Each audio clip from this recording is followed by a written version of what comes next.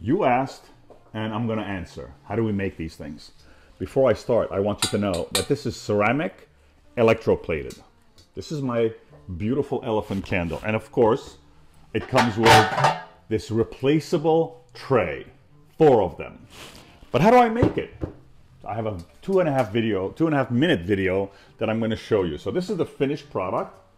Just watch it first, and then let's see how this is made. All handwork. Here it goes. So the first thing we've got to do is get a clay artist to make the approved hero piece. This is it. From this, we make another version of it that is this black one right here. This is the control measure. This is the actual one that I've approved. From that, we've got to do what's called, the process is called slip cast. Slip casting has 6 pieces to it, 6 parts, because then we have to pour into this. Right now you're watching us making the mold. Not the candle just yet, just the mold. Now watch.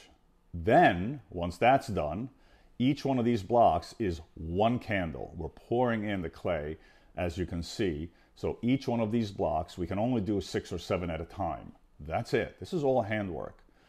Once that settles a little bit and cures, each one has to be opened, as you can see here. And right now, the elephant, as you can see, is a little bit moist, so it's still malleable. Then we got to take that out of this mold. Now imagine you're only watching a couple of pieces. Then another expert comes in and has to clean out all the joints and has to smooth out everything in preparation for the glazing. This is excess material that has to be taken out. The process goes from here to glazing and electroplating, the final product that you see. And a lot of this, by the way, gets thrown out because it's got warps and so on. It happens. But this is all the handwork that you're seeing on every single elephant candle that we make. And this is the process. It's called slip cast. Hope you enjoyed it.